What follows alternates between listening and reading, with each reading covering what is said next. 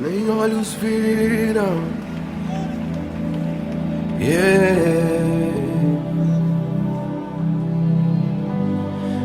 As tribulações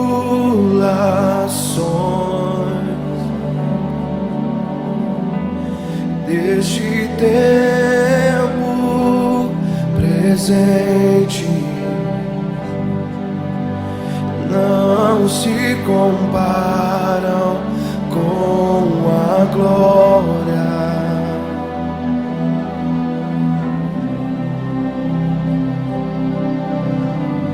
As tribulações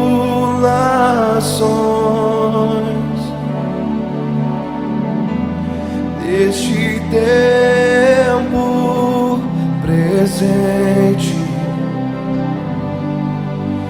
não se comparam com a glória que há de ser revelada. Nem olhos viram, nem ouvidos ouviram, nem jamais chegou ao coração do homem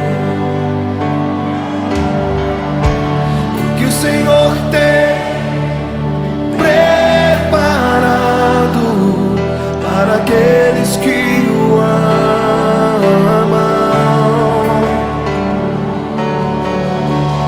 Nem olhos viram, nem ouvidos ouviram, nem jamais chegou ao coração do homem o que o Senhor tem para aqueles que o amam.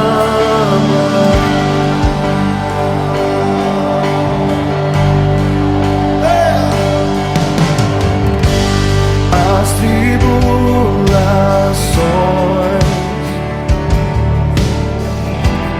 deste tempo presente não se comparam com a glória. Não, não, não. As tribulações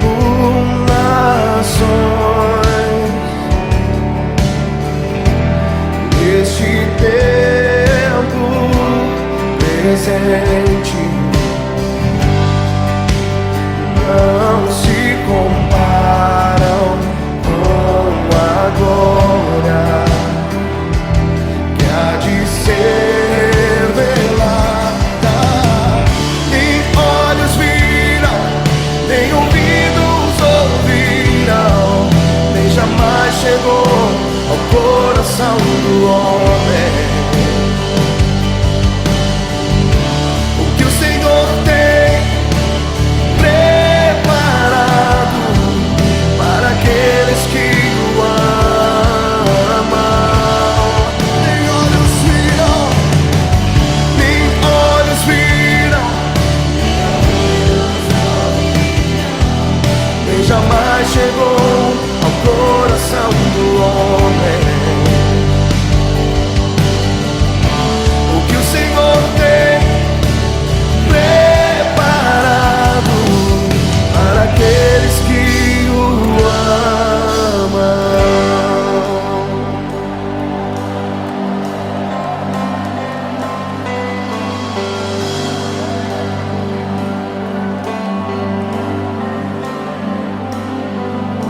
É poderoso, sobrenatural, é sublime, é eterno. É poderoso, sobrenatural,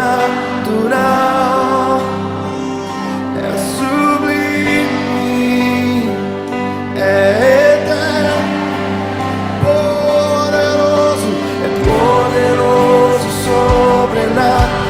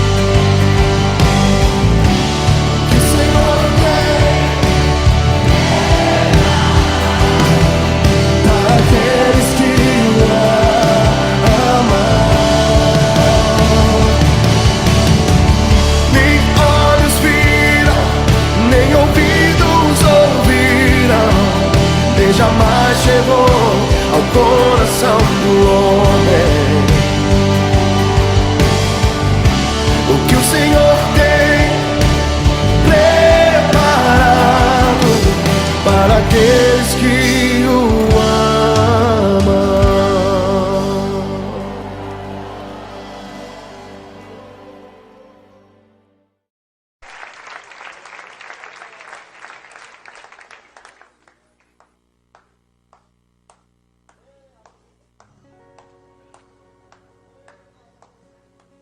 Feche os seus olhos.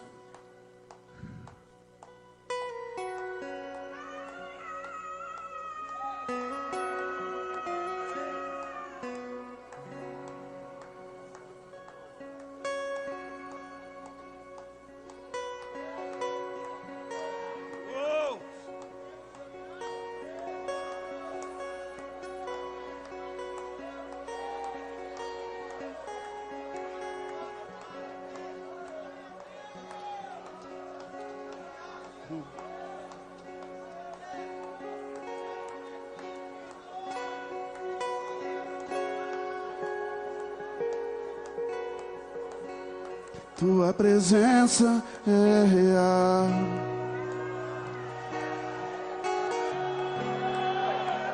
Aqui neste lugar, a tua presença é real.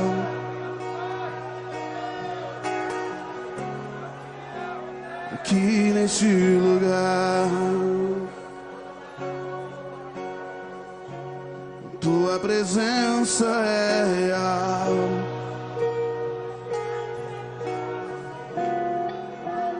Aqui neste lugar, tua presença é real.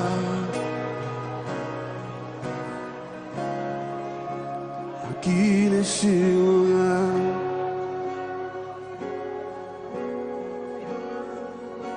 então adorarei,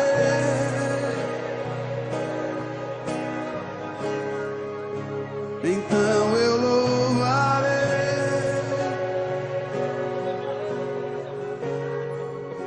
então me renderei,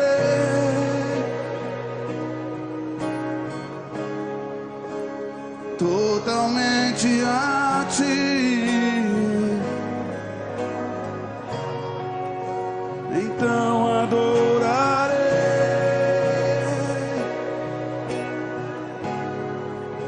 então eu louvarei,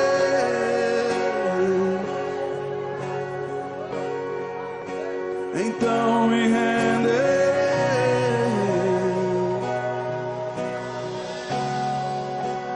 totalmente a ti.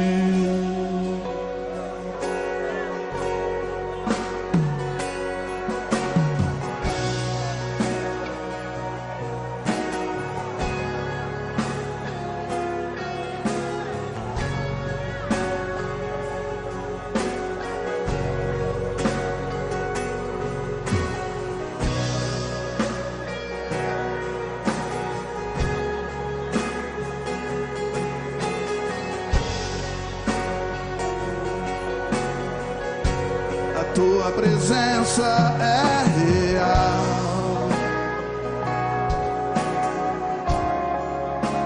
Aqui neste lugar, canta forte, igreja. Tua presença é real. Aqui neste lugar, canta mais alto. Tua presença é real. Aqui neste lugar, a tua presença é real.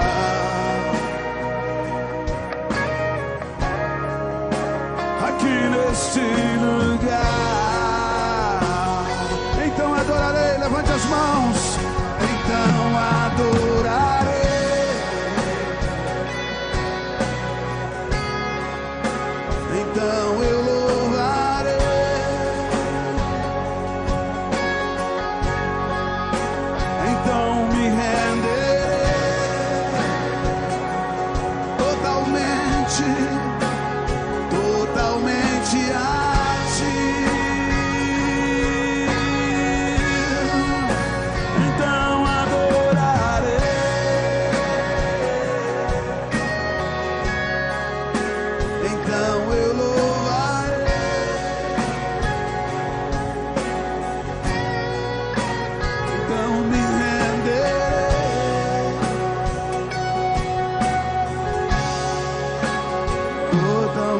somente a ti. Junto com os querubins cantamos, junto com os querubins cantamos, junto com os querubins cantamos.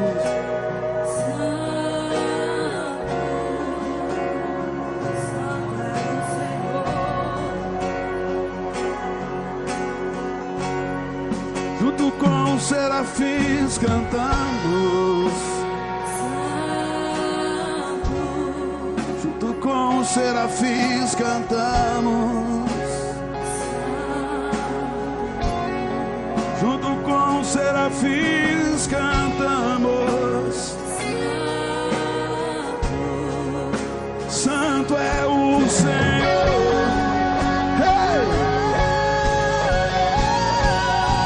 Santo é o Senhor,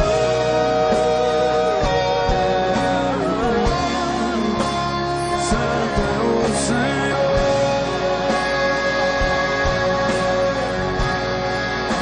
Santo é o Senhor.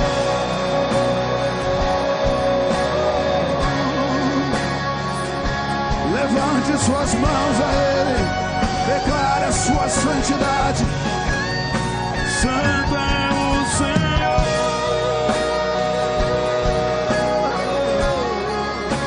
Santo é o Senhor,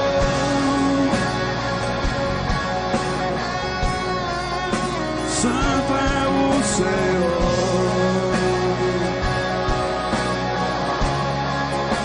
Santo é o Senhor.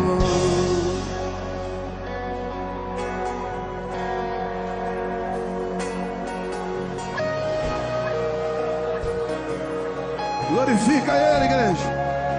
Vai glorificando. Vai glorificando. Vai glorificando. Vai dando glória. Vai dando glória. Levante a sua voz mais alto que você puder. Vai glorificando a Ele. Hey.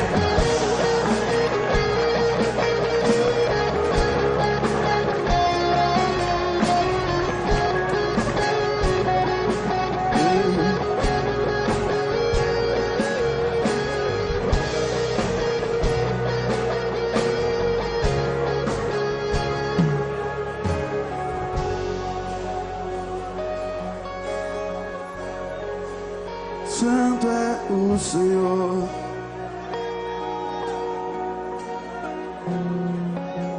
Santo é o Senhor,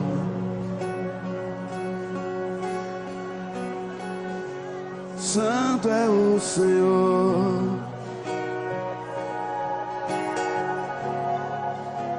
Santo é o Senhor.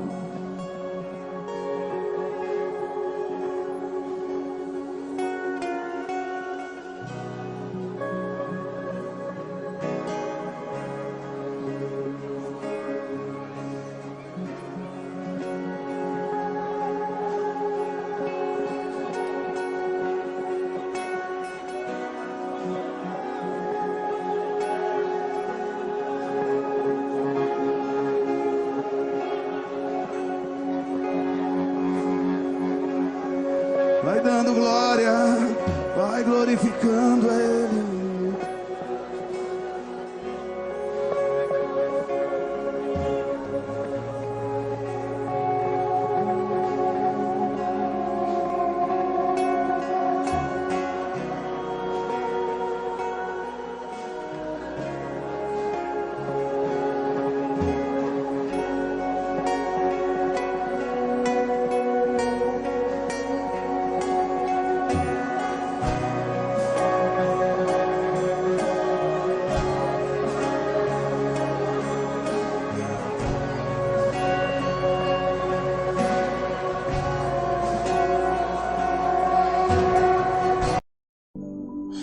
Muito boa noite, você está aí na PCC Brasil Online.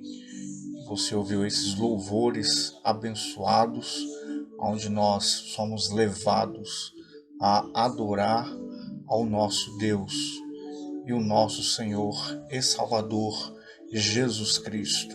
Sou o pastor Eduardo e daqui um pouquinho nós vamos estar juntos em oração. Então gostaria muito que você pudesse ainda ouvir mais um louvor e pudesse estar convidando pessoas a estar sintonizado através do site www.bccbrasil.online, e você também pode baixar o aplicativo no seu celular e estar conosco daqui um pouquinho em oração. Temos certeza que o nosso clamor terá a intervenção divina do Senhor sobre as nossas vidas. Mais um louvor e daqui um pouquinho nós estaremos clamando ao Senhor.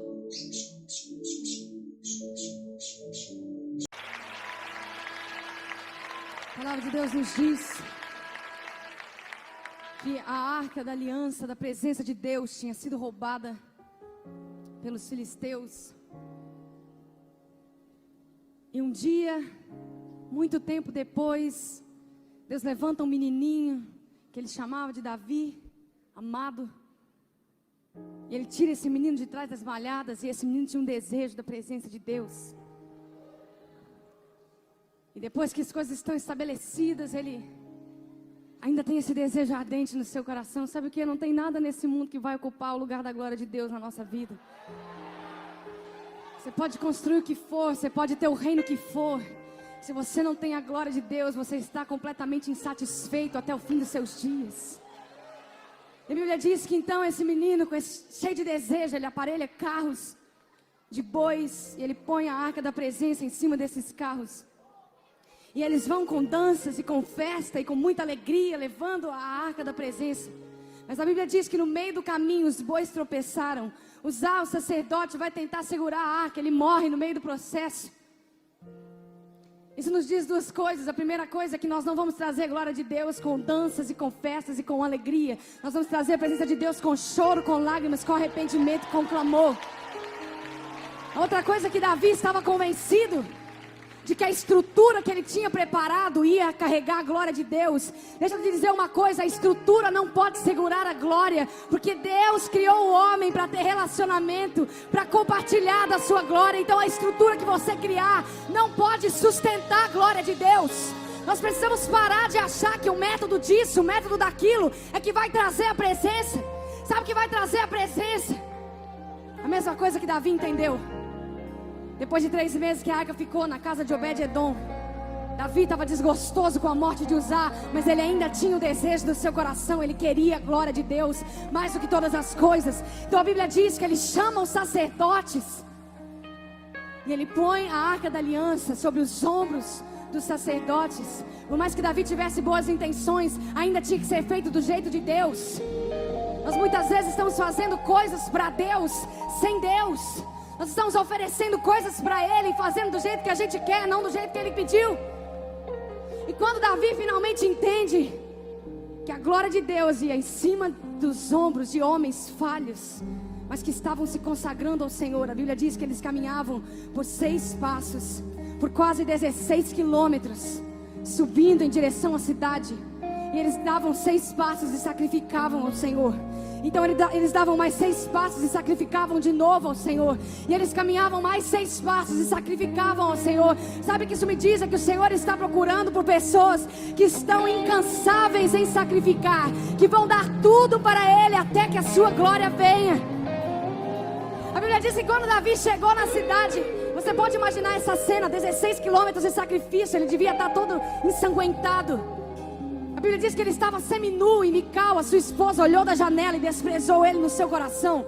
Outra coisa que isso me disse: nós queremos a glória de Deus. Nós precisamos parar de nos importar com a opinião dos homens, aquilo que os homens estão pensando sobre nós, não importa o que eles sejam. E Davi estava dizendo: eu vou me fazer mais desprezível. Mas o que acontece é que muitas vezes nós queremos poupar a nossa reputação. Mas você precisa entender que vaso não tem reputação, ele só carrega a glória, e ponto final. Eu creio que o Senhor está procurando por homens e mulheres com o mesmo desejo de Davi, Porque o Senhor está ansioso para liberar sobre nós de novo. Ele está com desejo de derramar. Sabe o que? O Senhor está procurando, Ele tem urgência no seu coração para essa geração. É agora que Ele quer fazer de novo. Será que o Senhor pode encontrar em você alguém disposto a oferecer tudo a Ele? A sacrificar todas as coisas, a entregar a sua vida, a perder o seu bom nome, a sua boa reputação, em favor da glória de Deus. Se você é essa pessoa, você pode levantar as suas mãos ao Senhor. E aí no seu lugar, você fazer a sua oração, a sua aliança com Ele. O que você precisa entregar? O que você precisa sacrificar? O que você precisa oferecer? Quais são as suas estruturas que você montou para que a glória de Deus viesse? E você não deixa Deus fazer do jeito que Ele quer fazer? Eis-nos aqui, Senhor. Me achego a Ti com temor. Eu sei que não mereço estar aqui, mas só uma coisa me satisfaz.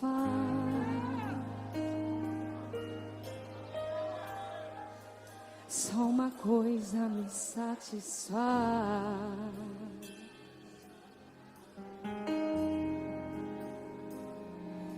Se pra carregar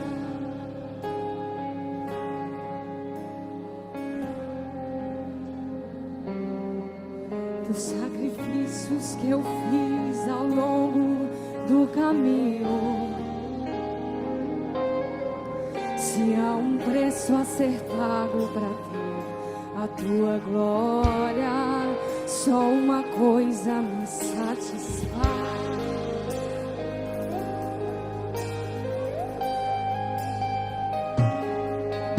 Neste lugar onde os anjos escondem o rosto de Ti, neste lugar eu preciso, eu quero estar, pois só uma coisa me satisfaz.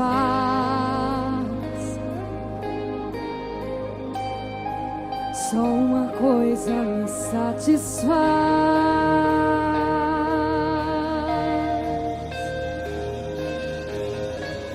A Tua glória,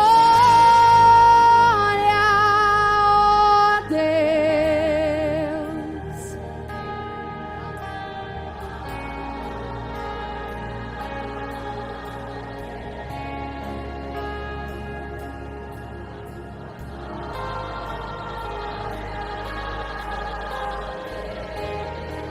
Só uma coisa me satisfaz.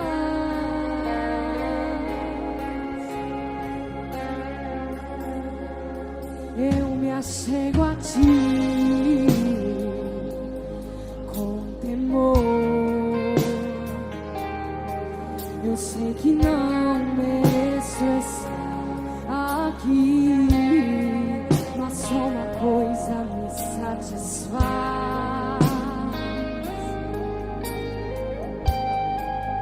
Só uma coisa me satisfaz.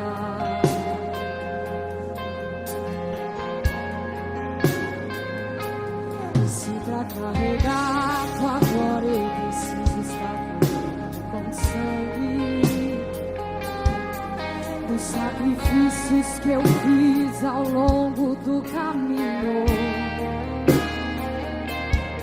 Se há um preço a ser pago pra ter a Tua glória, só uma coisa me satisfaz.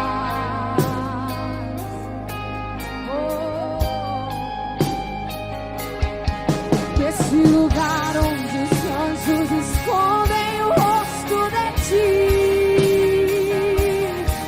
nesse lugar eu preciso, eu quero estar, pois só uma coisa me satisfaz.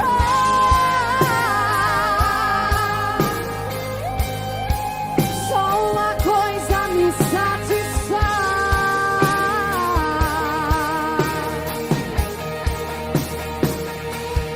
Tua glória,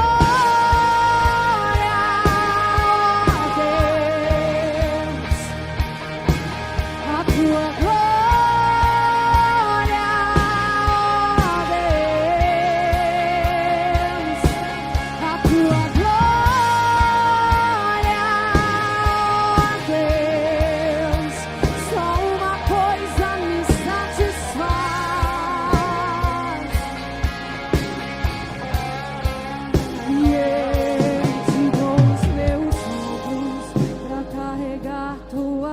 glória. Por onde eu passar, manifestar a tua glória, Deus. Eu te dou os meus ombros pra carregar a tua glória. Por onde eu passar, manifestar a tua glória, Deus. O que eu desejo e o que eu preciso e o que eu procuro, a tua glória, a tua glória. O que eu desejo e o que eu preciso e o que eu procuro, a tua glória, a tua glória. O que eu desejo e o que eu preciso e o que eu procuro, a tua glória, a tua glória, a tua glória, ó Deus, a tua glória,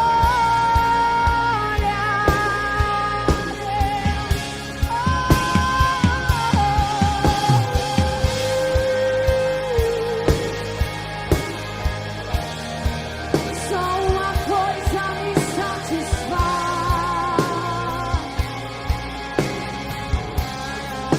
e eu te dou os meus ombros pra carregar tua glória. Por onde eu passar, manifestar a tua glória, Deus. Eu te dou os meus ombros pra carregar a tua glória. Por onde eu passar, manifestar a tua glória, Deus. Eu te dou os meus ombros pra carregar tua glória. Por onde eu passar, manifestar a tua glória, Deus. Eu te dou os meus ombros pra carregar a tua glória. Por onde eu passar, manifestar a tua glória, Deus. Eu te dou os meus ombros pra carregar tua glória. Por onde eu passar, manifestar a tua glória, Deus. Eu te dou os meus ombros pra carregar a tua glória. Por onde eu passar, manifestar. Você pode dizer o que eu desejo, Senhor, o que eu desejo está em ti. O que eu desejo e o que eu preciso.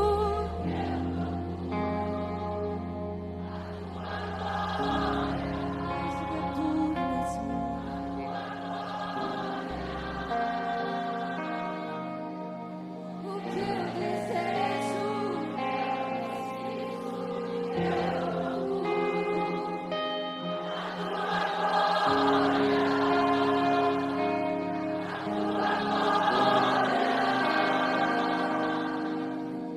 O que eu desejo e o que eu preciso.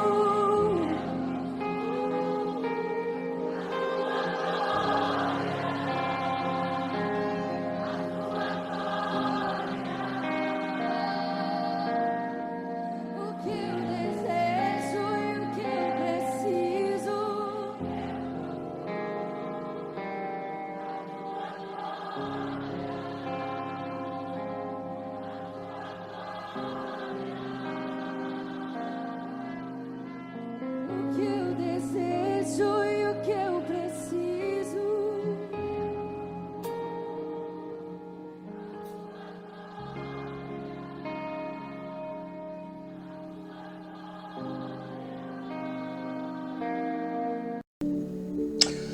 Glória a Deus, chegamos ao nosso momento de clamar, de orar, embora nós temos que estar em espírito de oração, que significa que nós temos que estar com o nosso espírito ativado dentro daquilo que as Escrituras Sagradas nos ensina, e este ensinamento é que justamente nós temos vida espiritual.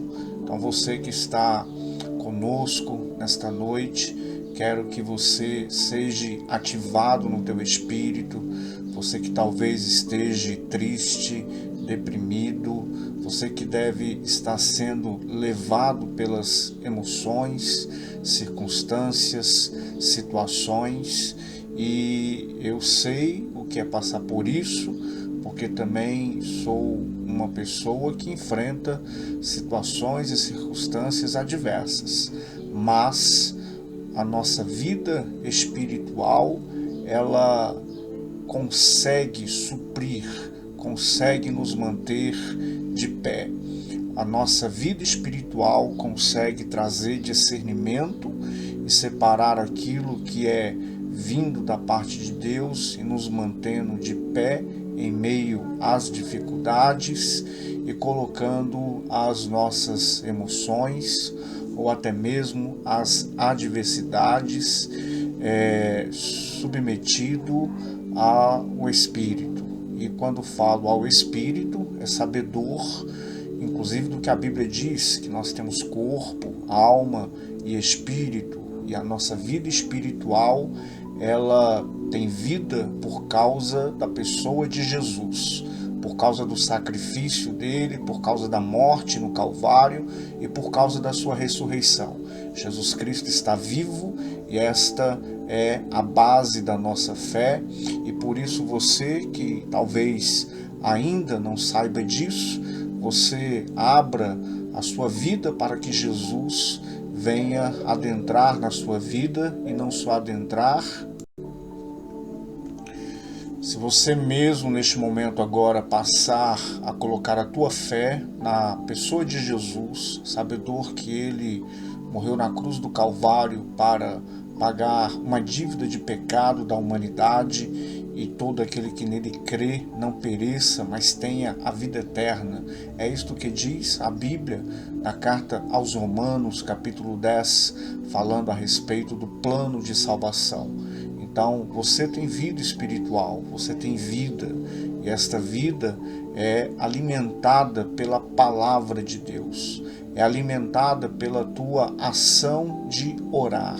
Se você observar, Jesus, quando se fez carne, habitou no nosso meio, e quando a Bíblia fala que Jesus se fez carne, significa que ele abriu mão de toda a sua divindade e ele então tomou a natureza humana sobre si.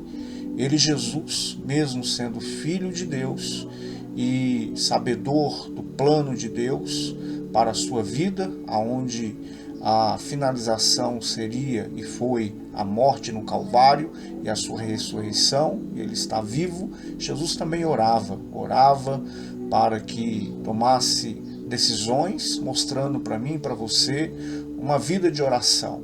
Então, nós oramos todos os dias, mas nas quintas-feiras nós estamos aí colocando na nossa rádio web, no aplicativo, para que possamos estar juntos em oração, em clamor, orando também por aqueles que estão fracos na fé, orando por aqueles que ainda não têm uma maturidade espiritual, orando por aqueles que a adversidade está tão grande que ele não tem conseguido ser ativado na sua vida espiritual. Então, eu quero lhe dizer que o nosso ministério não é um ministério de condenação, não é um ministério de julgamento, é um ministério que procura apontar a pessoa de Jesus, e ele é suficiente em todas as coisas. E o nosso dever como ser humano é ser dependente dele, dependente de Jesus. E essa dependência, ela fica notória, clara, a cada dia que se passa, a cada circunstância que nós enfrentamos.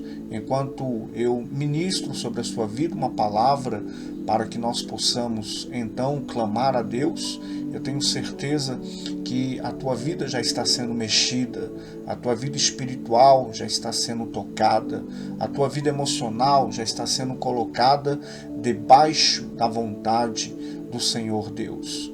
A sua vida emocional, as suas circunstâncias, os teus pensamentos, que talvez eles inclusive te acordem pela madrugada, trazendo um alerta de preocupação, de medo, um alerta de perigo, um alerta que muitas vezes não tem fundamento, ou pode ser que tenha fundamento, e você só vai combater isto em oração e fé, oração e fé, oração e fé. E se você não fizer isto, certamente a tua vida será como um navio que não tem governo, que não tem controle, e será levado por qualquer onda, e se enfrentar uma tempestade, pode haver consequências piores.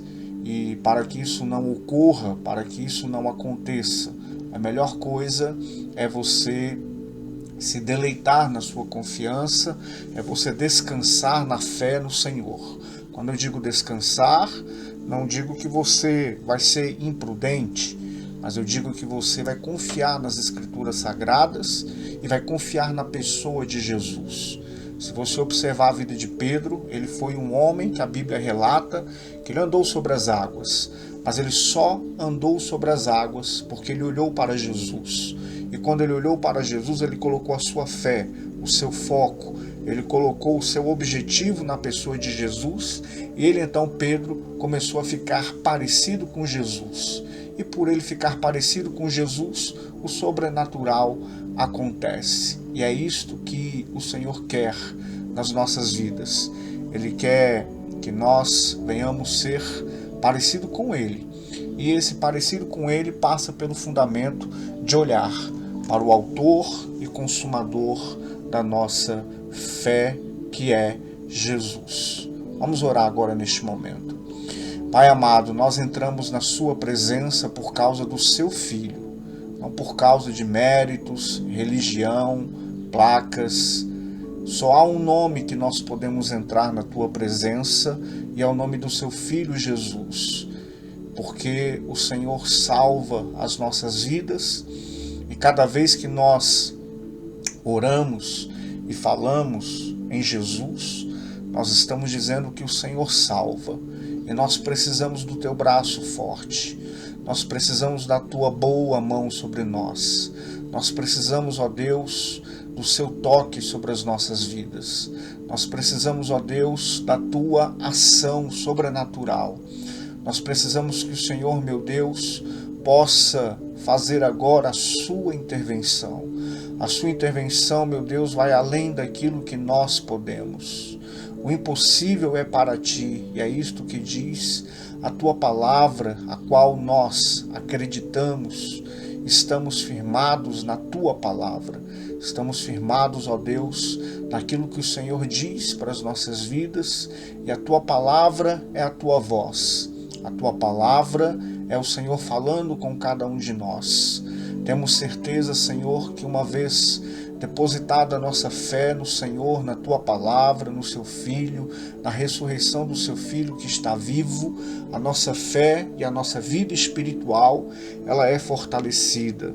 E nós podemos agora andar, caminhar, e podemos estar conectados na tua vontade plena, conectados no teu querer, assim como Jesus nos ensinou que devemos orar para que a tua vontade seja feita sobre as nossas vidas. A tua vontade seja feita sobre cada um de nós. A tua vontade seja feita, e nós devemos conhecer a tua vontade, que está revelado nas Escrituras Sagradas, e nos alegrarmos e deleitarmos nela. Pai, neste momento eu oro por aqueles que estão enfermos, aqueles que estão no leito de hospital, aqueles que estão passando, inclusive, por acusação e julgamento na mente. Eu oro para que eles sejam livres. Eu oro para que as vidas conheçam aos teus planos, a tua vontade e a vida espiritual conforme é o teu desejo. E somos apenas pessoas que experimentam pela nossa fé, pela nossa atitude, e o teu nome, Senhor, seja glorificado. Eu oro para que haja provisão sobre as casas, aqueles que estão em necessidade, aqueles que estão em conflito, aqueles que estão com problemas pessoais, aqueles que estão com problemas financeiros, que estas vidas, ó Deus, encontrem socorro, que essas vidas, ó Deus, possam receber um milagre advindo da tua vontade, do teu querer. E o teu nome, Senhor Deus, seja glorificado. Derrama paz sobre esta casa, derrama paz sobre o relacionamento destes familiares, onde muitas vidas, ó Deus, inclusive neste período de adversidade, começaram a ter problemas de relacionamento. E eu oro juntamente com as vidas que estão conectadas em fé nesta oração, no nome do seu Filho Jesus, para que possam assim receber tudo aquilo que o Senhor tem preparado para nós. E como filho, eu sei que o Senhor é Pai e tem o melhor preparado para cada um de nós. Que o Senhor Deus te abençoe, abençoe tua casa, abençoe a obra das tuas mãos. Que o Senhor Deus abençoe a tua noite, lhe dê uma noite de paz, de descanso, de renovo. Que o Senhor Deus transmita na tua vida espiritual ânimo, força, vontade e, certamente, fome e desejo de estar com Ele em todo o tempo. Em nome de Jesus. Amém. E graças a Deus.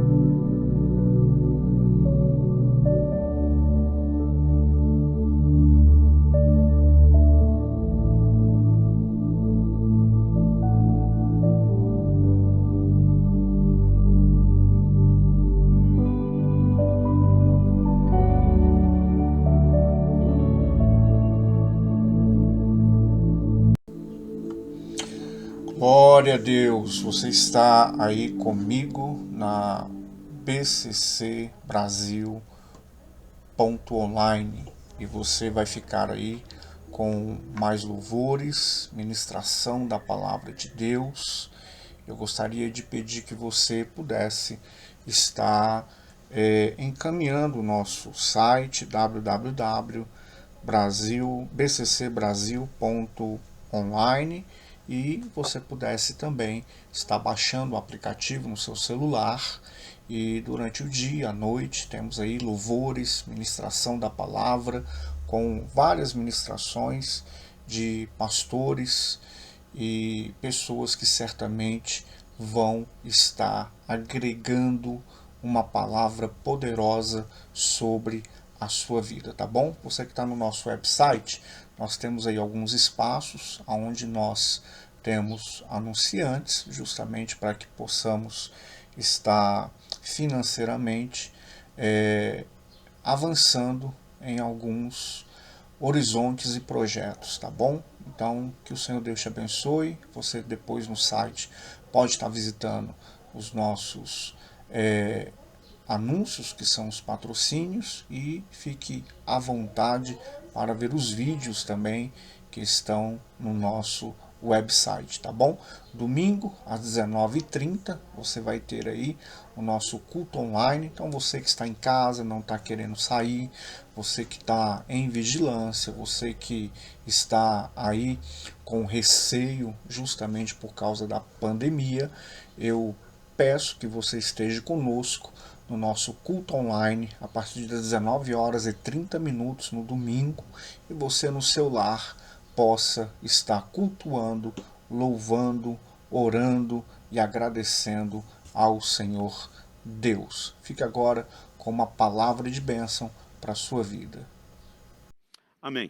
Vamos passar ao Ministério da Palavra, e o texto que será a nossa referência, o nosso ponto de partida, está no livro de Números, no capítulo 13 e no versículo 33. Números, capítulo 13, versículo 33. Esse é um assunto que tem me impactado muito desde a minha adolescência, juventude. Acredito, né, que uma das primeiras mensagens que eu preguei na minha vida, lá no início do ministério, foi relacionado a esse tema que eu quero compartilhar com vocês hoje, que eu entendo de Deus, que devo compartilhar com vocês hoje. Números capítulo 13, versículo 33. Você pode depois deixar aberto esse capítulo, pode ser que a gente consulte aqui mais versículos, mas para resumir e para dar o foco, eu quero ler a princípio 33. O texto diz assim: também vimos ali gigantes. Os filhos de Anak são descendentes de gigantes. E éramos aos nossos próprios olhos como gafanhotos. E assim também éramos aos olhos deles. Éramos, vou repetir a frase final aqui, aos nossos próprios olhos como gafanhotos. E assim também éramos aos olhos deles.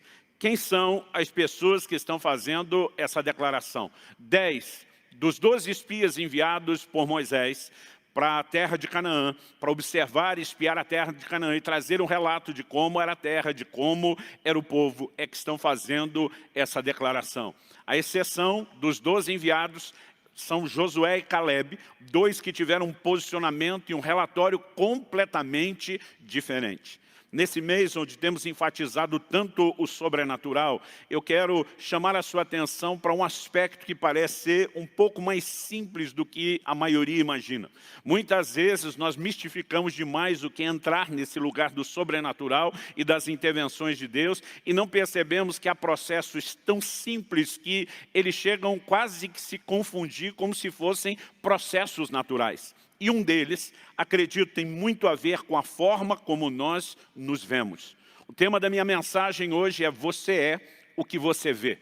A maneira como nós nos vemos determina também aquilo que nós receberemos. Quando eles estão dizendo que se viam como gafanhotos, não quer dizer que eles se imaginavam literalmente como gafanhotos, mas estava dizendo, nós não somos nada diante desses gigantes. Nós não podemos, nós não conseguimos, não há nenhuma probabilidade da gente reverter ou mudar essa situação. Nós seremos esmagados, devorados por eles. Aliás, o posicionamento de Josué e Caleb, no capítulo 14, a partir do versículo 6, é justamente o contrário. Ele diz, não, ausentou-se deles, falando dos gigantes, a sua defesa, o Senhor é conosco, nós podemos consumi-los como pão. Enquanto eles se viam, os 10 espias, como pessoas que seriam consumidas, derrotadas, Josué e Caleb está dizendo, não, nós somos os conquistadores, nós somos os vencedores, o Senhor está conosco. E percebemos que esses dois se viam de uma forma completamente diferente. Resultado, Josué e Caleb foram os únicos de uma geração inteira a entrar naquela terra, o lugar da promessa de Deus. Vamos considerar algumas coisas. Todo mundo tinha o mesmo Deus, todo mundo tinha a mesma promessa ali em Israel em relação à terra prometida, todo mundo estava diante dos mesmos obstáculos, desafios que eram gigantes, mas só 2 entraram. O resto de uma geração não entrou. Por que esses 2 entraram? E porque o resto de uma geração não entrou. A Bíblia também nos informa isso. Em Hebreus, no capítulo 3, no versículo 19, falando da geração que ficou de fora de Canaã, a Bíblia diz, vemos que não puderam entrar por causa da sua incredulidade. Por outro lado, percebemos que esses 2 se viam de forma correta. E isso nos ajuda a entender o quê? Que a fé tem uma visão. A fé nos dá uma visão, não a respeito de Deus, mas também baseado na sua palavra, nas suas promessas. Nós precisamos aprender a visualizar a concretização, a materialização da promessa. Nós precisamos aprender a visualizar as verdades espirituais de tal forma que uma grande convicção se forme dentro de nós e nos leve a andar baseado não nas circunstâncias, mas nessa fé. O livro de Hebreus também diz no capítulo 11, no verso 27, que Moisés ficou firme como quem vê o invisível. A fé tem a própria visão. Ela muitas vezes ignora aquilo que os olhos naturais estão vendo, porque ela está cheia de uma outra visão, promovida por Deus e pela sua palavra. Mas, muitas vezes nós pensamos, falando daqueles que ficaram de fora por incredulidade, que incredulidade é apenas uma ausência de fé. Que a pessoa, que está lá naquele estado de incredulidade, sendo privada do melhor de Deus, é porque não tem nenhum tipo de fé. Não. Nós precisamos entender que muitas vezes essas pessoas, não é que elas não tenham nenhum tipo de fé, mas elas têm uma crença errada. E se não estão crendo em Deus, na sua palavra, se não estão crendo de forma correta, é lógico que aos olhos de Deus estão se movendo em incredulidade. Mas muitas vezes isso é baseado numa crença errada. Hoje em dia tornou-se muito comum o uso da palavra crenças limitadoras. Isso se fala muito no ambiente de mentoria, de coach, mas nós precisamos entender que muito antes das pessoas descobrirem essas frases, de observarem o impacto disso através de análise de comportamento, a palavra de Deus já nos dizia isso. Aliás, gosto de dizer que o entendimento errado vai te levar a uma crença errada e a crença errada vai te levar ao lugar, ao destino errado. Por outro lado, o entendimento correto, como o da palavra de Deus, vai nos levar a uma crença correta, que por sua vez nos levará ao lugar correto, ao destino correto, que é o lugar do cumprimento das palavras de Deus. E quando falamos de crenças limitadoras, aqui introduzindo ainda o assunto, eu me lembro de um episódio, quando eu ainda era adolescente. Num bairro perto de casa, eu me lembro de um grande terreno baldio, que de repente foi ocupado por um circo.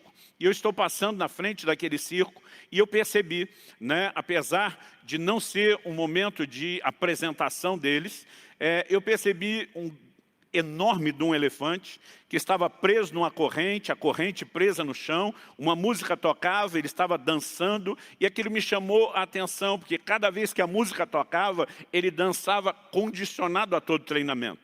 Mas outra coisa que me chamou a atenção foi percebê-lo preso por aquela corrente. E eu fiquei pensando, um elefante enorme desse, que tem o poder de com a tromba arrancar árvores com raízes profundas, que se fizer força na parede de uma casa consegue derrubá-la, preso numa corrente dessa. E eu fiquei me perguntando, como isso é possível com toda a força que esse animal tem? E, num outro momento, conversando com uma outra pessoa, com um amigo, ele me contou uma história e diz, olha, em relação a essa questão dos elefantes, o que se diz é que, principalmente na África, quando são capturados, normalmente eles são presos quando ainda filhotes. E quando ainda filhotes, eles são amarrados, não é nem por uma corrente, é por uma corda. Essa corda, ela fica presa numa estaca de madeira fincada no chão de terra. Mas porque ele ainda é um filhote, ele não tem força para escapar. Ele tenta, até que ele desiste. Porque de alguma forma aquele elefante acaba assimilando uma imagem interior de que esse fio que prende a minha pata não pode ser vencido. E à medida que ele cresce, ele agora tem força para arrebentar a corda, a estaca, para arrancá-la do chão, ou mesmo depois, nos grandes centros urbanos pelo mundo, como esse que eu vi, né, quebrar aquela corrente, mas ele está limitado por uma visão interior que foi assimilada. Bom, eu não quero discutir a psicologia dos elefantes, o fato é que isso tem sido visto ao longo do tempo, ao longo da história e pelo mundo, e eu quero usar isso apenas como uma ilustração. A ideia aqui é apresentarmos os princípios bíblicos que regem a nossa vida. E eu quero começar, em primeiro lugar, destacando o que eu quero classificar aqui do poder de uma autoimagem. Muitas pessoas, às vezes, ouvindo, né, a pregação do Evangelho, eu percebo que alguns têm uma resistência enorme quando usamos termos como esse, né? Falei anteriormente de crenças limitadoras, agora de autoimagem, e alguns normalmente têm uma resistência quando ouvem algumas expressões da psicologia como autoimagem. É verdade que, por um lado, até eu me incomodo de perceber, às vezes, né, eu não quero generalizar, mas em alguns casos, uma psicologização exagerada, né, quando se trata da comunicação do Evangelho. Mas, por outro lado, se queremos ter bom senso, nós não podemos, mera e simplesmente, à luz da palavra de Deus, jogar fora a constatação de algumas ciências. Então, a psicologia se baseia no quê? Na observação do comportamento humano, para simplificar, né, e falar isso numa linguagem bem leiga. E à medida que vão observando, eles reconhecem o quê? Que há determinados comportamentos, reações, que eles se repetem ao longo da história, em qualquer lugar e com qualquer tipo de pessoa, né, independente de onde moram, a raça, a cultura. Então, eles simplesmente vão fazendo essas análises e chegando a algumas conclusões. E aí nós temos alguns crentes que às vezes vão para aquele radicalismo de dizer, não, isso não é algo bíblico, isso é algo do mundo, nós não podemos aceitar. Eu me pergunto, quando se trata da lei da gravidade, um crente fica olhando e dizendo, isso é coisa do mundo, isso é secular? É claro que não, porque a própria Bíblia reconhece a lei. Não use esse nome, assim como você não vai ver a Bíblia usando a expressão autoimagem, não vai falar de lei da gravidade. Mas na Bíblia, pessoas e coisas caem, Deus estabeleceu algumas regras e cuidados a respeito disso, e nós percebemos na tentação de Jesus, lá no deserto, que o próprio diabo, né, o induz a querer se jogar do pináculo do templo, alegando que os anjos iriam segurá-lo, espiritualizando, né, uma promessa, e Jesus se posiciona e diz, não tentarás ao Senhor teu Deus. Em outras palavras, ele estava dizendo, o próprio Criador estabeleceu a lei da gravidade, não para que a gente brinque com ela, mas para que a gente a reconheça. Então, nós podemos falar a respeito, né, de outros assuntos. Semeadura e ceifa, por exemplo, não é um assunto só da agronomia. A Bíblia fala sobre isso, tanto no literal como no aspecto espiritual. Quando estava prestes a operar meu joelho, eu lembro que eu mandei uma mensagem para o ortopedista que ia me operar, cristão, um amigo querido, e eu mandei para ele um texto que eu nunca tinha reparado na Bíblia, mas por aqueles dias me chamou a atenção, que é Ezequiel 30, 21. Deus diz assim, filho do homem, eu quebrei o braço do faraó, rei do Egito, e eis que não foi atado, para que seja tratado com remédios, nem posto numa tala, para tornar-se forte o bastante para empunhar a espada. Deus está dando apenas um exemplo, mas nesse exemplo, ele já nos faz perceber o quê?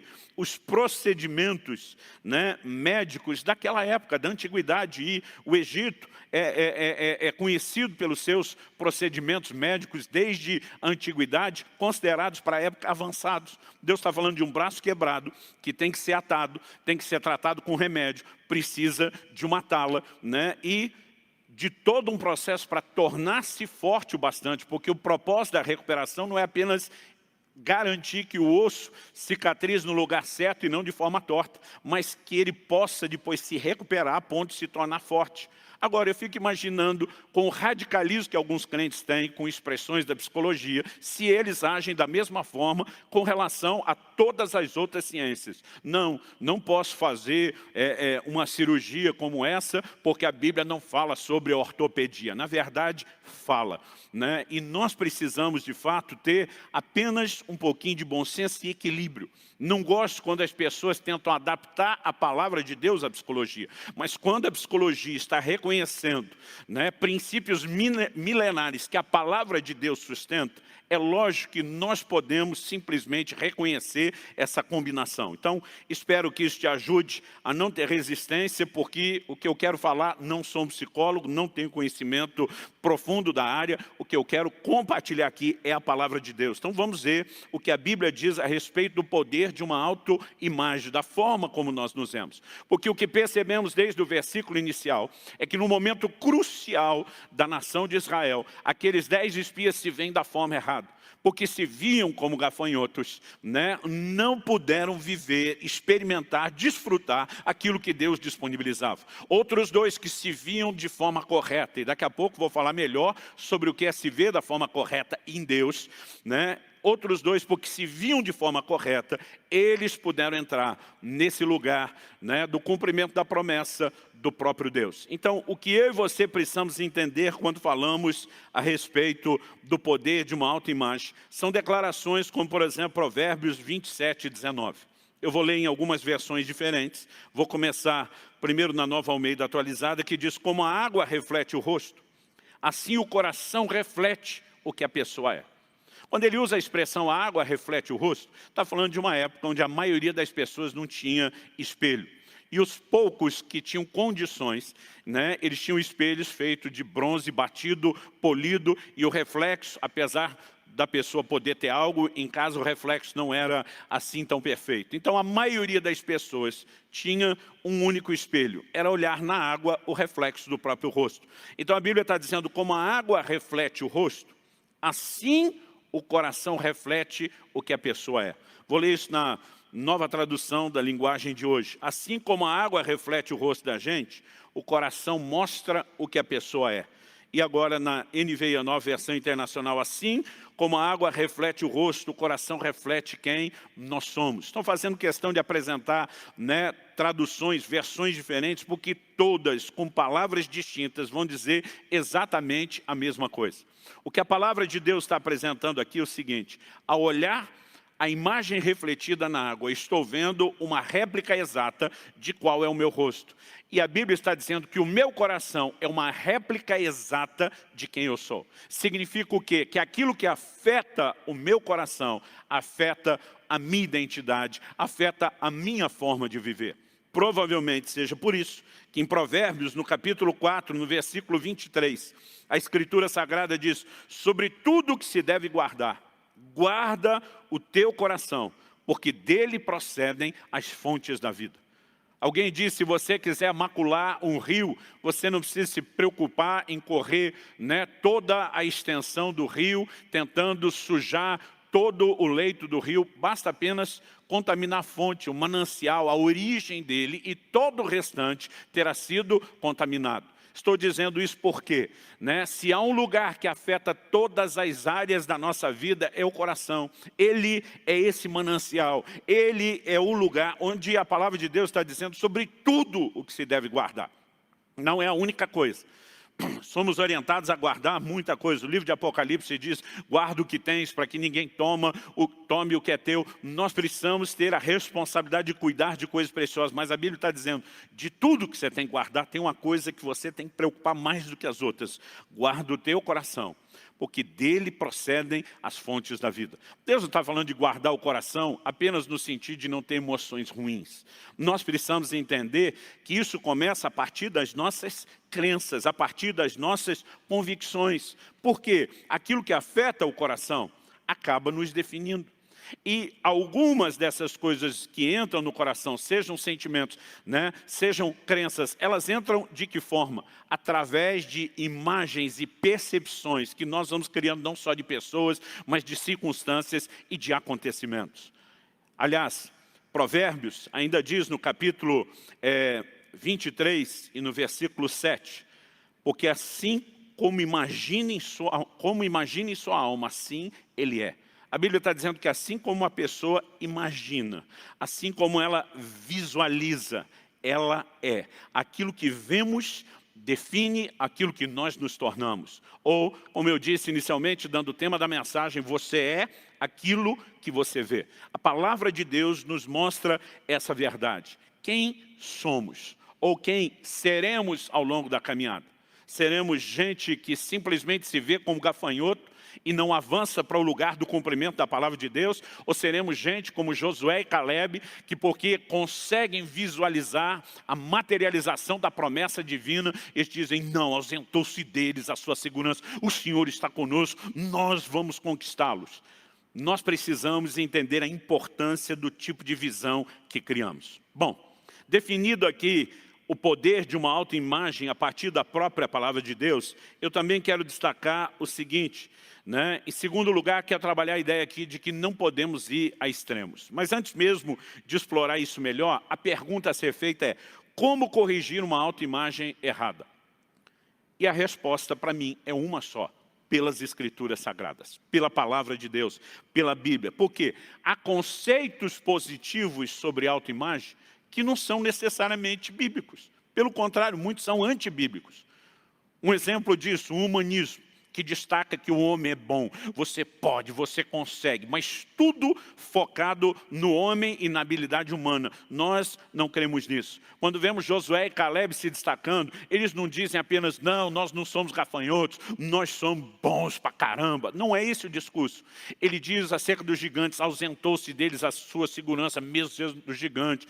Aí eles dizem, o Senhor está conosco, nós não vamos temê-los. Ou seja, a forma como eles se veem é a forma como eles se viam, é a forma como eu e você deveríamos nos ver em Deus.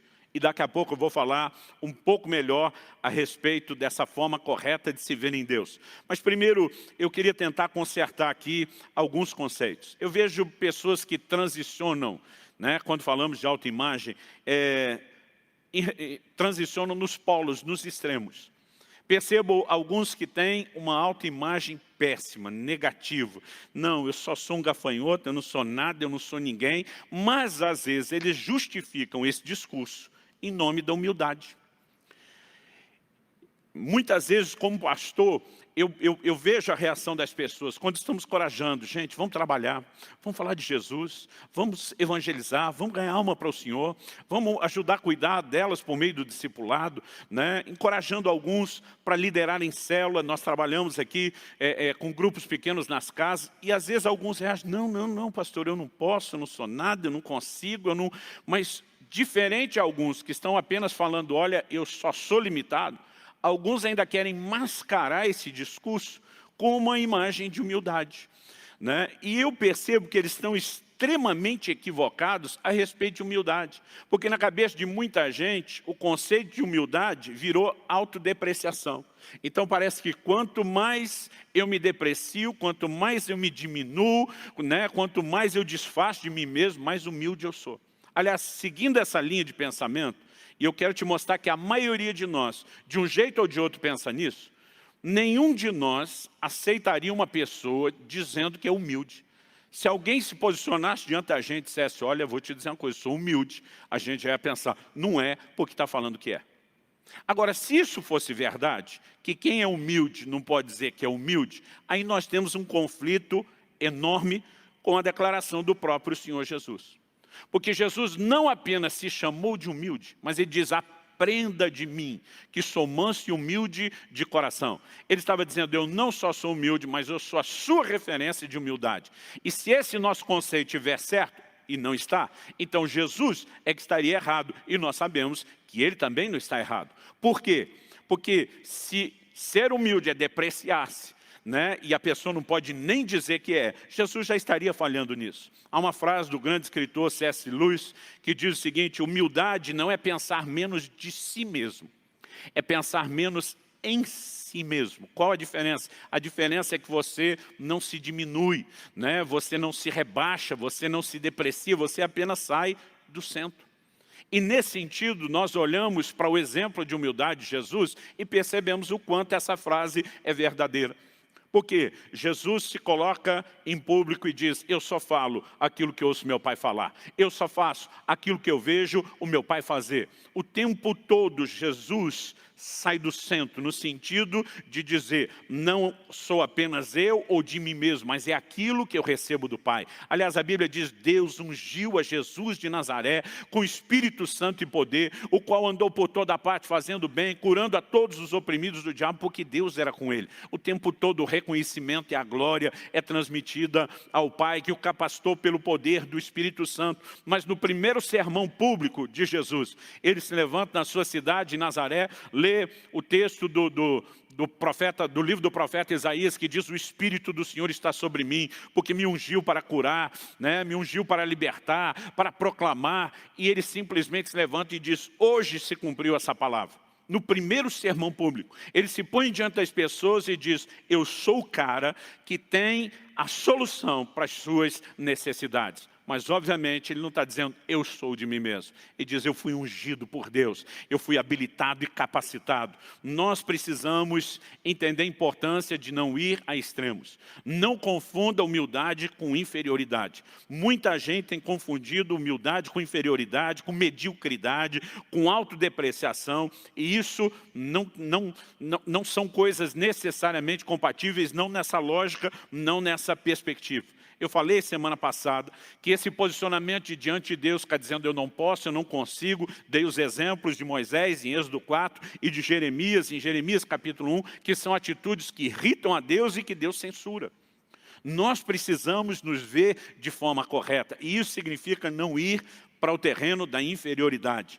Paulo sabia distinguir quem ele era sozinho antes da conversão, eu persegui a igreja de Deus, e quem ele era depois da conversão, mas pela graça de Deus. Trabalhei mais do que todos os apóstolos, os quais ele menciona que nem era digno de estar entre eles. Então, precisamos entender que a definição de quem nós somos, ela precisa ser turbinada pela graça de Deus, pela revelação de quem Deus é.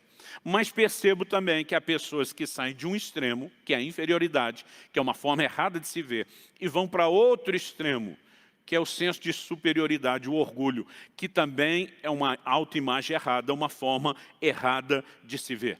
Acredito que é justamente por isso que a palavra de Deus nos diz em Romanos, no capítulo 12, no versículo 3, o seguinte: porque pela graça que me foi dada, digo a cada um de vocês, que não pense de si mesmo além do que convém. Pelo contrário, pense com moderação, segundo a medida de fé que Deus repartiu com cada um.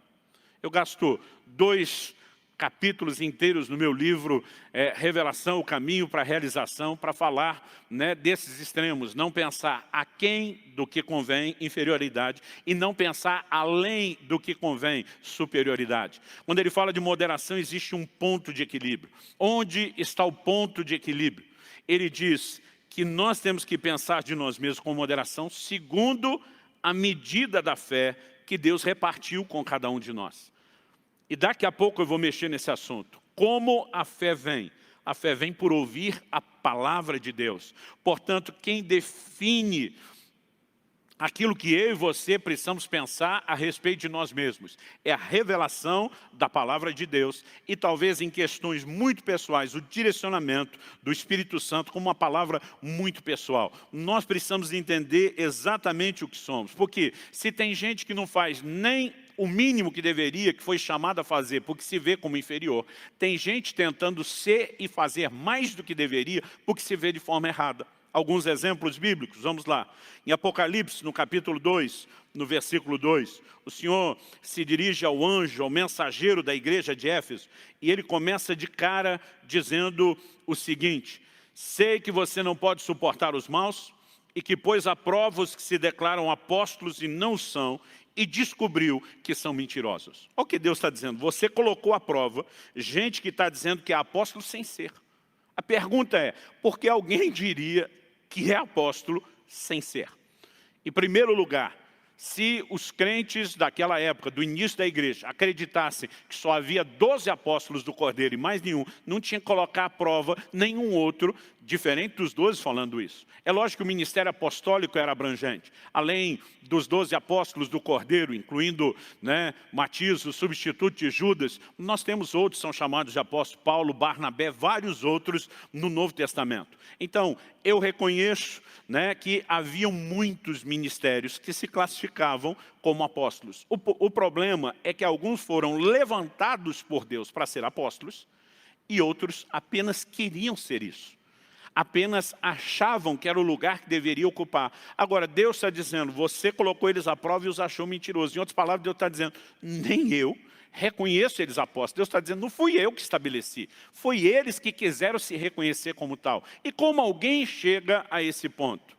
Porque simplesmente pensou de si o que não devia. Pensou de si aquilo que Deus não definiu. Aliás, em 2 Coríntios, no capítulo 10, no versículo 13, eu vejo o cuidado do apóstolo Paulo em relação ao exercício do seu ministério, que é externado num comentário que ele faz aos Coríntios. 2 Coríntios 10, 13 diz assim, nós, porém, não nos gloriaremos além da medida, mas respeitamos o limite da esfera de ação que Deus nos demarcou e que se estende até vocês. Paulo está dizendo, existem alguns limites a serem respeitados. Um deles é uma esfera de ação. Deus está dizendo, Paulo está dizendo, no caso de vocês, vocês estão dentro da esfera de ação, Deus nos enviou até vocês, vocês são parte do campo de trabalho. Mas Paulo está dizendo o seguinte, que Deus não queria em todos os lugares. Nós precisamos entender que mesmo o chamado para o ministério envolve determinados limites. Alguns estabelecem um limite muito cedo, onde nem Deus colocou. Agora, outros extrapolam limites que o próprio Deus estabeleceu. Portanto, quando a gente fala a respeito de uma autoimagem correta, não é apenas você melhorar a maneira de se ver. Alguns, turbinado por outros pensamentos, por incentivo de pessoas, por aquilo que não procede de Deus, passaram a acreditar que eram algo que não eram. Então, nós precisamos, de fato, ter esse cuidado. E como nós conseguimos viver nesse lugar de cuidado? E aqui eu quero terminar falando a respeito da palavra de Deus e do que ela declara a nosso respeito. Mencionei anteriormente que, assim como a água reflete a imagem do rosto, o nosso coração reflete quem nós somos, e é o nosso coração que tem que ser cheio da palavra de Deus. A fonte, o manancial. O primeiro versículo da Bíblia que minha mãe me fez decorar quando eu tinha 4 anos de idade foi: escondi a tua palavra no meu coração para não pecar contra ti. Porque quando você afeta o coração, a fonte da vida, isso vai afetar completamente aquilo que você é e aquilo que você faz. E esse depósito da palavra não apenas nos ajuda a não pecar, mas nos ajuda a nos enxergar de forma correta. Eu acredito que eu e você precisamos compreender isso. Eu quero ler um texto do livro de Tiago, Tiago capítulo 1, dos versículos 22 até o 25. O texto sagrado diz assim: tornai-vos, pois, praticantes da palavra e não somente ouvintes, enganando-vos a vós mesmos. Há um relacionamento com a palavra de Deus onde nós podemos nos enganar. Tem gente que nem ouve a palavra, está totalmente enganado. Tem gente que ouve e não pratica, ainda está num nível de engano. Ele continua e diz o seguinte: porque se alguém é ouvinte da palavra e não praticante, assemelha-se ao homem que contempla num espelho o seu rosto natural. Pois assim mesmo se contempla e se retira e para logo se esquece de como era a sua aparência. Mas aquele que considera, que presta atenção atentamente na lei perfeita, a lei da liberdade, e nela persevera, não sendo ouvinte negligente, mas operoso praticante, esse será bem-aventurado no que realizar. Já compartilhei aqui antes, que quando criança, às vezes eu esquecia a imagem do meu rosto, me dava um desespero. Eu tinha que olhar um espelho, um vidro, algum lugar que tivesse um reflexo, e de repente lembrava, é assim mesmo. Eu brinco que talvez esse exemplo caba mais para os homens do que para as mulheres que gastam mais tempo na frente do espelho. Mas isso, embora tenha acontecido com mais frequência na infância, Eu já percebi, né, mesmo depois da fase adulta, outros exemplos. Me lembro de uma ocasião que nós, os pastores aqui, compõem o presbitério da igreja, fizemos um voto de consagração e nisso decidimos, né, todo mundo raspar cabelo, barba. E eu lembro que cada vez que eu passava na frente do espelho e via a imagem nova que não condizia com a lembrança da antiga que eu tinha na memória, o susto que eu levava, né? Eu mesmo, né, não, ficava tentando conciliar aquilo. Ele está pegando um exemplo de uma época onde as pessoas não se olhavam todo dia no espelho. E ele fala de alguém que olha no espelho, contempla o rosto natural, mas depois não lembra mais. Ou seja, perdeu o impacto e a influência que aquilo poderia ter.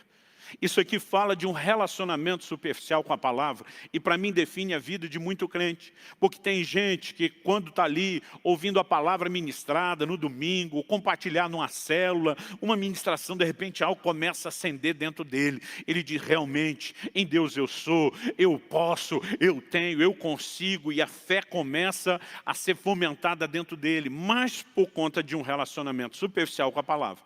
Daqui a pouco, ele já não lembra daquilo que ele viu. Ou seja, esse tipo de gente até tem alguns lampejos, né? Alguns vislumbres daquilo que são em Deus.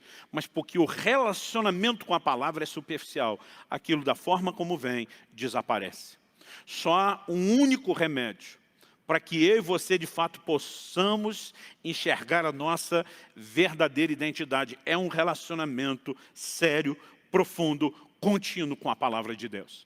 À medida que começamos a entender, né, o que a palavra de Deus diz a nosso respeito, isso muda completamente o conceito que nós temos a respeito de nós mesmos. Como uma pessoa pode olhar para si e pensar, eu não sou nada, eu não sou ninguém, eu não tenho valor, servindo a Deus e declarando que a palavra de Deus é a verdade. Como não tem valor? Romanos capítulo 8, versículo 32, diz que se Deus não poupou nem mesmo ao seu próprio Filho, antes o entregou por amor de nós, que é o que Ele tinha de melhor, como não nos dará juntamente com Ele, com Cristo, todas as coisas? A Bíblia está dizendo, crente, que Deus te amou, deu o que tinha de melhor, está disposto a fazer qualquer loucura por você. Como você não tem valor? Muitas vezes esse tipo de crença limitadora, proveniente de uma autoimagem errada, é falta de entendimento bíblico. Não, pastor, é que a sua história é diferente, eu fui rejeitado pelos meus pais. Davi declara no Salmo 27:10, ainda que o meu pai ou a minha mãe me desamparem, o Senhor me acolherá. Quem entende o seu valor diante de Deus, sabe que mesmo que as pessoas à sua volta não deem valor, isso não muda a forma como ele enxerga o seu próprio valor aos olhos do Criador. Nós precisamos de um relacionamento com a palavra que nos ajude a compreender quem de fato nós somos. E de tal forma esse relacionamento com a palavra aconteça, com seriedade, com continuidade, com profundidade, né? Com a coerência de dizermos, se a palavra de Deus diz, a gente não apenas ouve, a gente faz, a gente anda nisso, a gente cumpre esse propósito. Isso vai fortalecendo essa convicção e ela não será roubada de nós. A palavra de Deus diz no livro de Amós, no capítulo 3, no versículo 3. A palavra de Deus diz o seguinte, como andarão dois juntos, se não estiverem de acordo? Como eu posso imaginar que eu posso caminhar com Deus e Deus fala algo a respeito de mim, mas eu não concordo com Ele, eu não acredito nele, eu não acho que Ele está certo e eu penso outra coisa a respeito de mim? Não faz o menor sentido eu e você tentarmos caminhar dessa forma e dessa maneira. Agora observe, quando a palavra de Deus diz sobre pensar de si com moderação, de acordo com a medida da fé, eu quero lembrar o que é que define a medida de fé. Romanos 10:17 diz que a fé vem por ouvir e ouvir a palavra de Deus.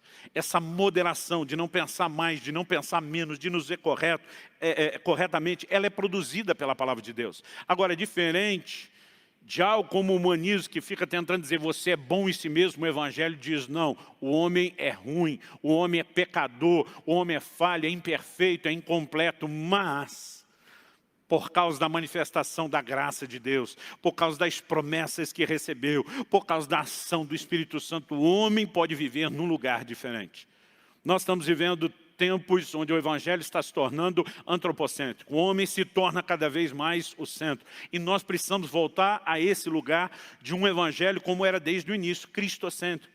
Agora, Paulo diz Cristo em nós, o tempo todo em Cristo, nele, com ele, e é isso o fator, né, de diferença. Esse é o diferencial, é nós nos vemos em Deus. Então, na semana passada, domingo passado, eu falei aqui de Joel 3,10, quando Deus diz, diga ao fraco, eu sou forte.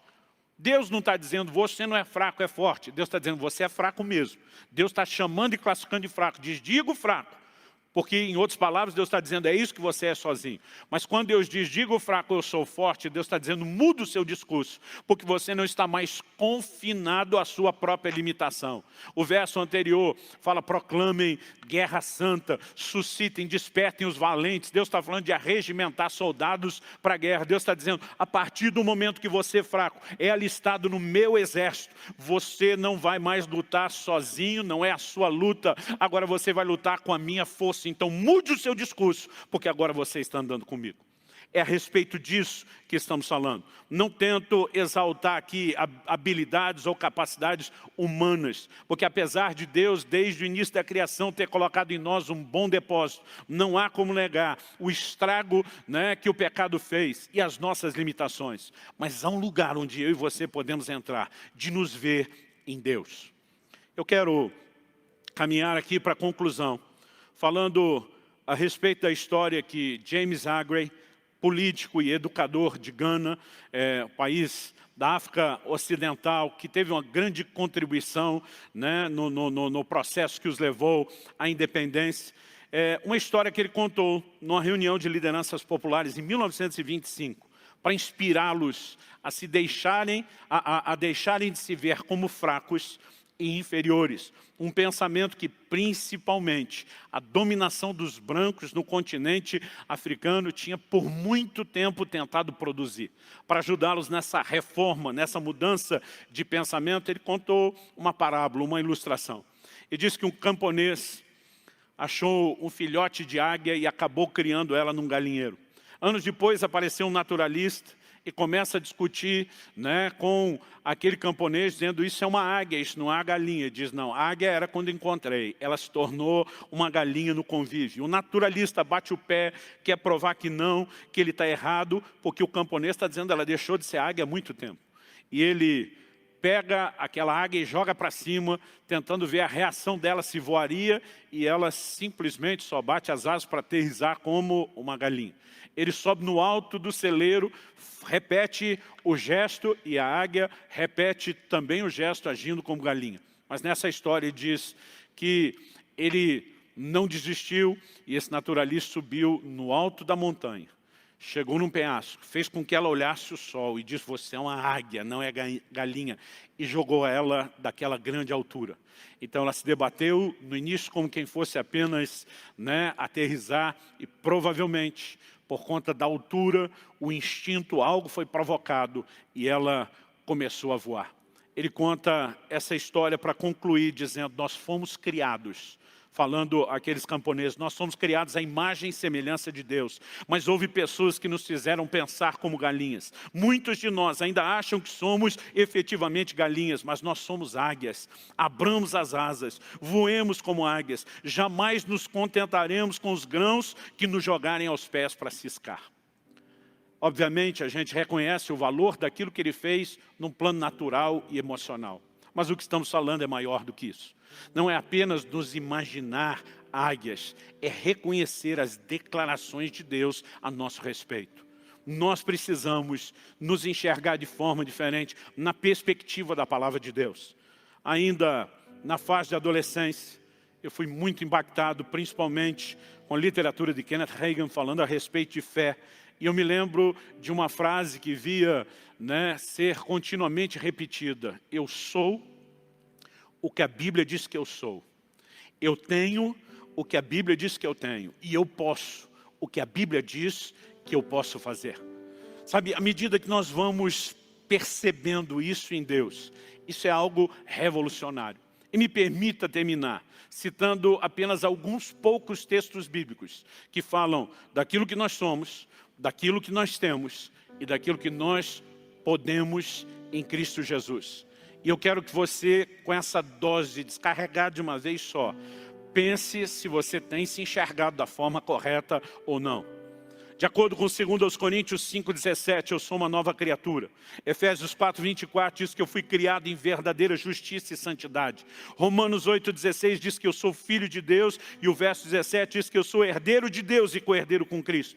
Apocalipse 5,10 diz que eu sou rei e sacerdote para Deus o Pai. 2 Coríntios 5,21 diz que eu sou a justiça de Deus em Cristo Jesus.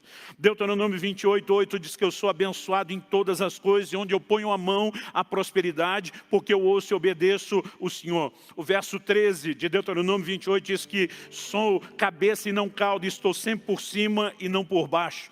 1 Coríntios 1,2 diz que eu sou santificado em Cristo. Romanos 8,37 diz que eu sou mais do que vencedor. Mateus 5,13 e 14 diz que eu sou sal da terra e luz do mundo. 1 de Pedro 2,9 diz que eu sou geração eleita, sacerdócio real, nação santa, povo de propriedade exclusiva de Deus. Efésios 2,22 diz que eu sou morada de Deus no Espírito. 1 Coríntios 3,16 diz que eu sou santuário de Deus aqui na terra. Salmo 28,7 diz que eu sou forte porque o Senhor é a minha força, a força da minha vida. Em 1 de João 4,4 a Bíblia diz que maior é aquele que está em nós do que aquele que está no mundo. Em Romanos 1,7 a Bíblia diz que eu sou amado de Deus. Sou perdoado, livre de toda condenação, como diz Romanos 8,1, e do domínio do pecado, como diz Romanos 6,14, e de toda maldição, como diz Gálatas 3,13. Eu sou livre do poder do diabo, pois como está escrito lá em Colossenses 1,13, eu fui transportado do reino das trevas para o reino da luz. 1 de Pedro 2,24 diz que eu sou curado pelas pisaduras de Jesus. Salmo 34,7 diz que eu sou guardado pelos anjos de Deus. Preste atenção, ei, eu sou tudo aquilo que a Bíblia diz que eu sou. Você é tudo aquilo que a Bíblia diz que você é. Mas e o que eu tenho? 1 Coríntios 3,20 diz que eu tenho tudo que pertence ao Pai. Aliás, como citamos antes em Romanos 8,17, somos herdeiros. Herdeiros e co-herdeiros com Cristo. Lucas 10,19 diz que eu tenho autoridade sobre todo o poder do diabo em nome de Jesus. Romanos 8,1 mostra que eu tenho perdão dos pecados e já não há condenação para a minha vida. Salmo 91,10 me mostra que eu tenho saúde em Cristo e que praga alguma chegará à minha tenda. Os versículos 11 e 12 do Salmo 91 nos mostram que nós temos a proteção dos anjos de Deus. E Isaías 54,17 diz que nenhuma arma forjada contra mim prosperará. Quando eu olho a definição bíblica do ministério do Espírito Santo, eu descubro que eu tenho orientação, paz, alegria, consolo, conforto, ajuda e revelação da palavra na pessoa do Espírito Santo que em mim habita. A própria alegria do Espírito Santo deveria reger a minha e a sua vida, independente das circunstâncias. Abacuque 3,19 diz que eu tenho pés de corça e ando nos meus lugares altos. Atos 1,8 diz que eu tenho poder para testemunhar de Cristo. Marcos 16, 17 e 18 fala que em nome de Jesus eu vou expelir demônios e curar enfermos. 1 de Pedro 3,12 diz que eu tenho as minhas orações ouvidas, porque os ouvidos do Senhor estão atentos às minhas súplicas. E Tiago 5,16 diz que muito podem por sua eficácia as minhas súplicas, porque eu sou um justo, algo que a Bíblia também diz que eu sou. Em 1 Coríntios 15:57, eu reconheço que a palavra de Deus diz que eu tenho vitória em todas as áreas da minha vida, por meio de Jesus, meu Senhor. 2 Coríntios 3,17 diz que eu tenho liberdade no Espírito. João 10,10 diz que eu tenho vida em abundância. Romanos 5,5 diz que eu tenho o amor de Deus sendo derramado no meu coração pelo Espírito Santo. 1 de João 5,3 diz que eu tenho a vida eterna. Efésios 1,3 diz que eu tenho toda a sorte de bênçãos nas regiões celestiais em Cristo Jesus. O Salmo 28,8 diz que eu tenho a força do Senhor. Eu tenho tudo aquilo que a Bíblia diz que eu tenho. Você tem tudo aquilo que a Bíblia diz que você tem. E resumindo o que eu posso, Romanos 5,17 diz que eu posso reinar em vida. Marcos 16, já mencionei isso, diz que eu posso orar pelos enfermos e cativos e testemunhar com poder, porque o Senhor confirmava a palavra deles com sinais. Eu posso exercer autoridade sobre demônios e circunstâncias, pisar em serpentes e escorpiões e nada me fará dano algum. Lucas 10,19. Eu posso amar. Romanos 12,10 fala sobre nos amarmos mutuamente. Eu e você podemos andar em amor, é uma declaração bíblica. Perdoar mutuamente, como diz Colossenses 3,13. Eu posso em tudo dar graças, como diz 1 Tessalonicenses 5,18. Eu posso viver em saúde, segurança e liberdade. Aliás, de acordo com Mateus 18, de 18 a 20, eu posso ligar e desligar na terra em concordância com outros cristãos e será ligado e desligado no céu.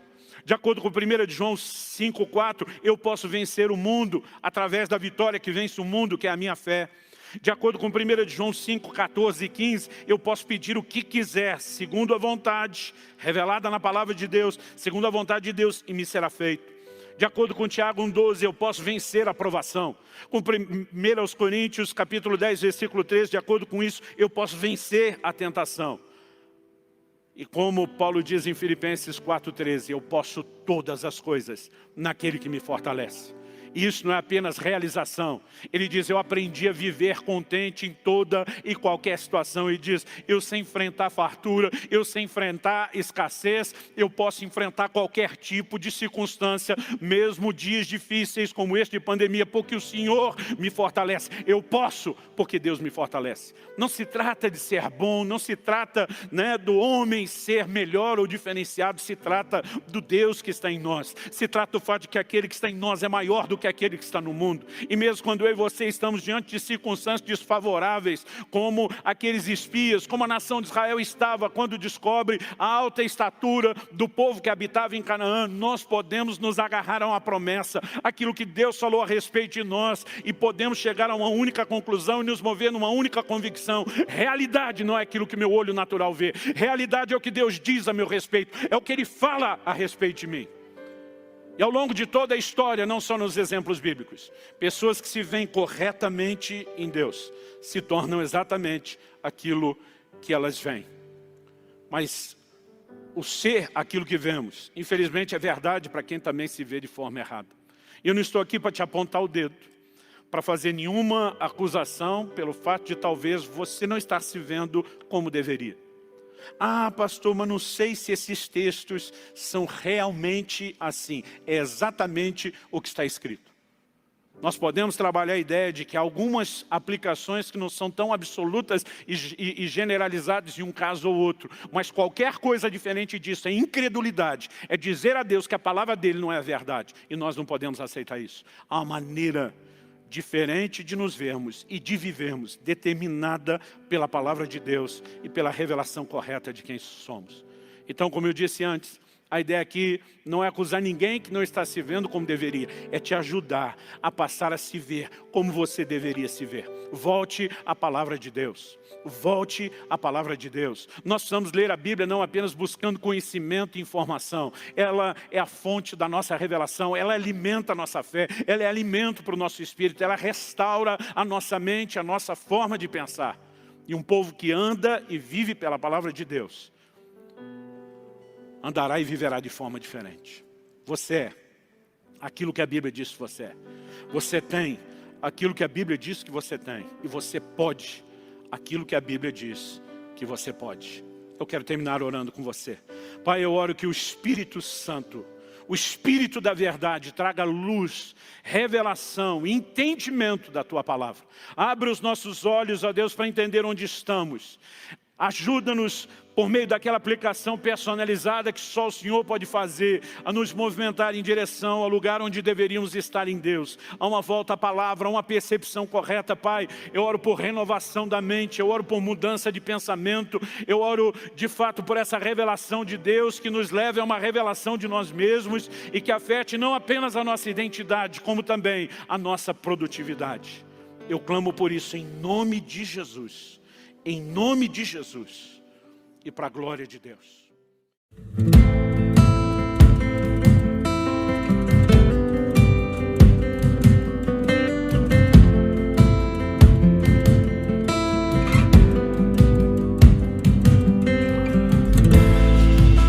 Sei que tem ciúmes de mim. Sei que por mim, esperando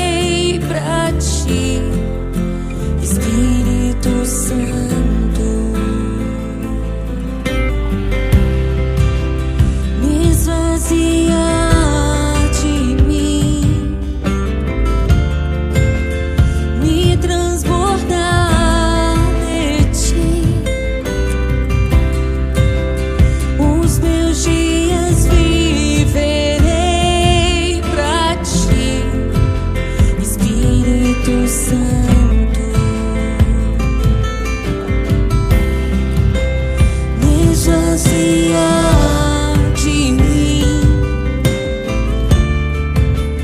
me transbordar de ti.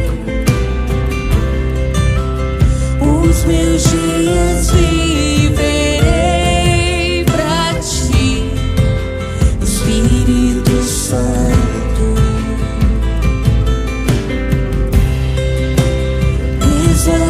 Esvaziar de mim, me transbordar de ti. Os meus dias viverei pra ti, Espírito Santo.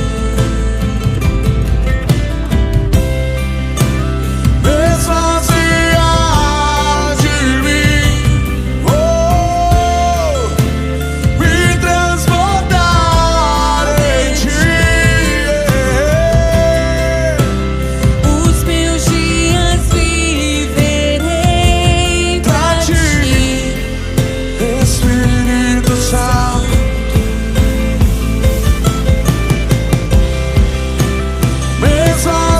Esvaziar de mim. Quantos querem? me transportar de ti. Os meus dias viverei pra ti, Espírito Santo.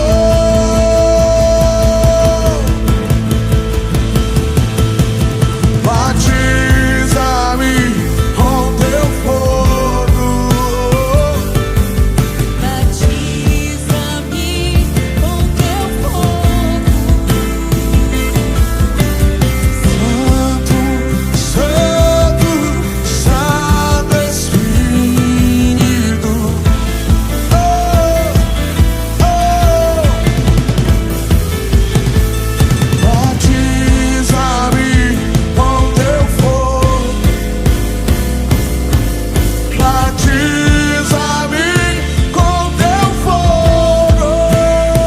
Espírito. Oh, oh. Batiza-me com teu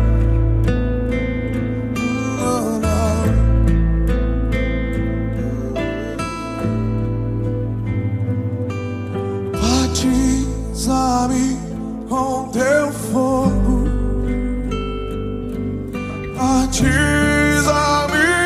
com teu fogo, Santo, Santo, Santo Espírito. Oh, oh, batiza-me com teu fogo,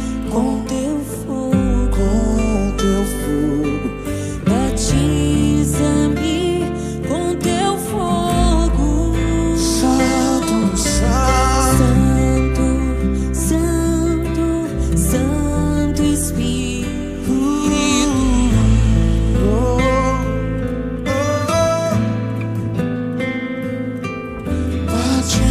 Batiza-me com teu fogo,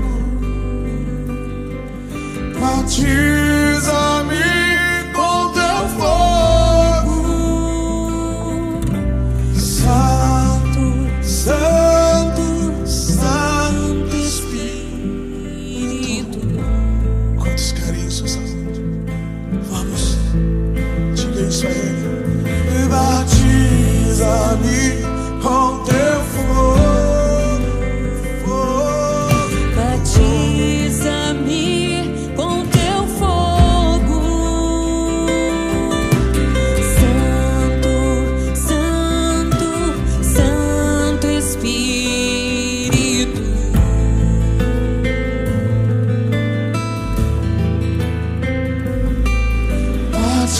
batiza-me com teu fogo, batiza-me com teu fogo, Santo,